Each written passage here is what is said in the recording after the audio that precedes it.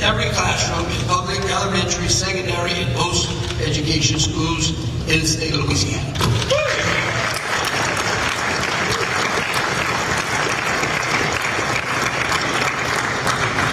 Because if you want to respect the rule of law, you got to start from the original lawgiver, which was Moses. Okay. Got to start with Moses. All right. That was Louisiana Governor Jeff Landry signing a new bill requiring schools to post the 10 Commandments, public schools, right? Before signing the bill, Landry called it one of his favorites. That's what he said. Here's what the bill says. According to the legislation, the commandments displays would be paid for through donations, not through state funds.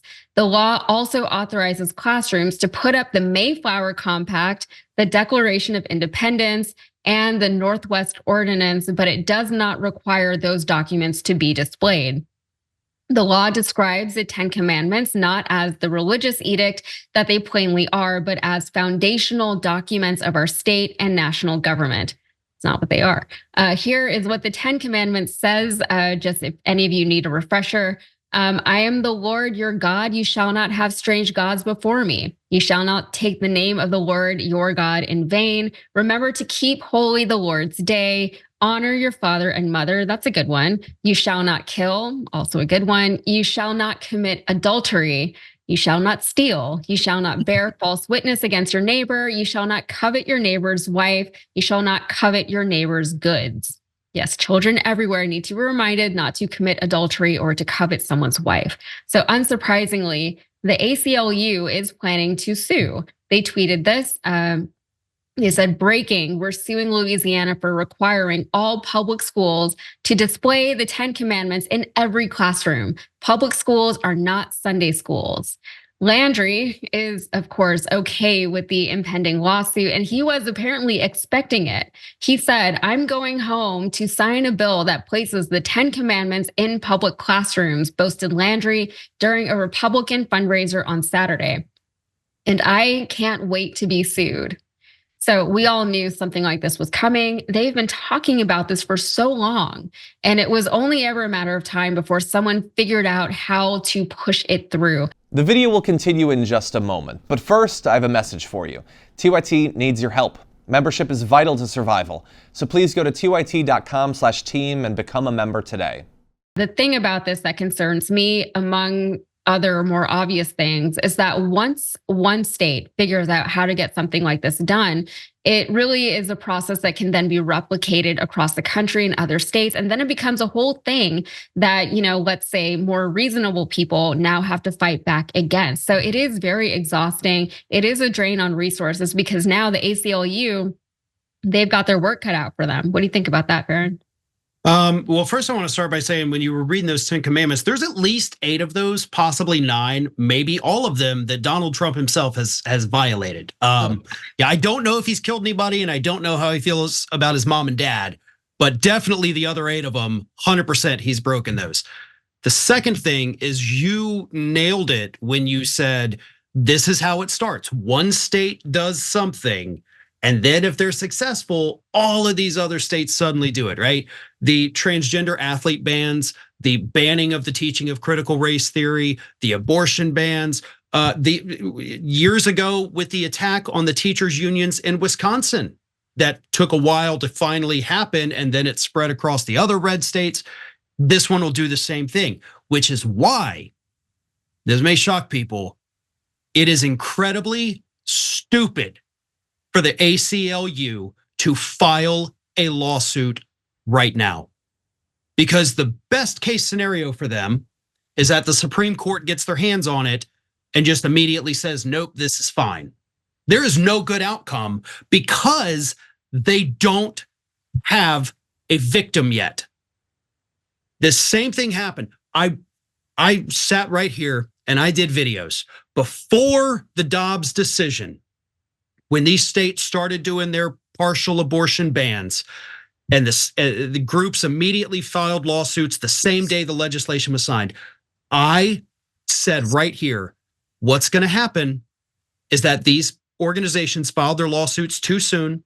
They don't have any actual victims yet. They don't have any real plaintiffs, and they're going to lose, and they sure as hell lost every single time.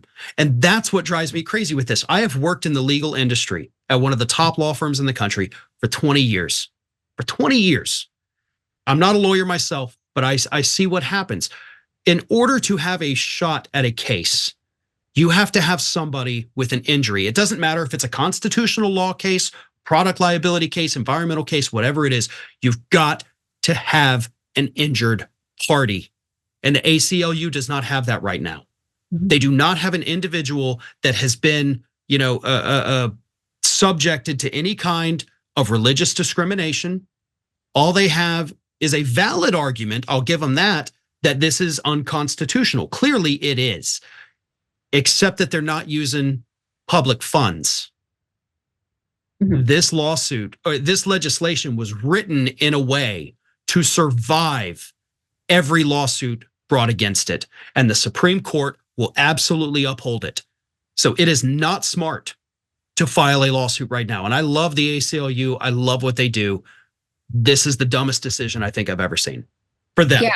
I did notice that whenever I was reading it.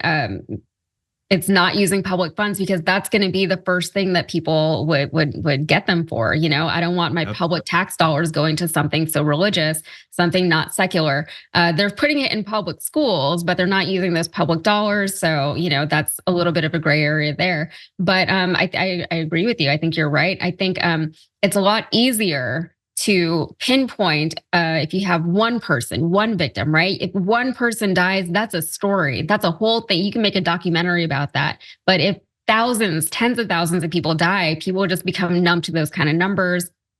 If something is a little bit more nebulous, like I just don't agree with this. I feel like this is unconstitutional. I don't want this in my classroom. That's not, you're right. That's not a victim. That's just like an ideological difference. And that's a lot harder, I would imagine, to litigate. Also, I'm not a lawyer, so best of luck to everyone. I live in Texas, so it's only a matter of time before that comes over here. They've already been talking about it here in Texas too. And I'm in Florida, so either you or me are going to be next in line for this horrible stuff. And again, look, I don't mean any disrespect to the ACLU.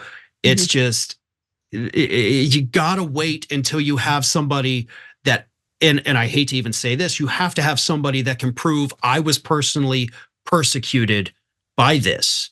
This caused a damage to me, because once you have that in a lawsuit, you got it, right? And without that, you're lacking the most crucial piece of any lawsuit, no matter what it's for. And that's why I don't like when these groups immediately file lawsuits as soon as legislation is passed. You gotta wait a little bit. You gotta strategize. You gotta be smarter about it. And unfortunately, they don't do that these days. Yeah, a lot of politics in law these days seems to be a lot more strategy than just like the actual practice of law.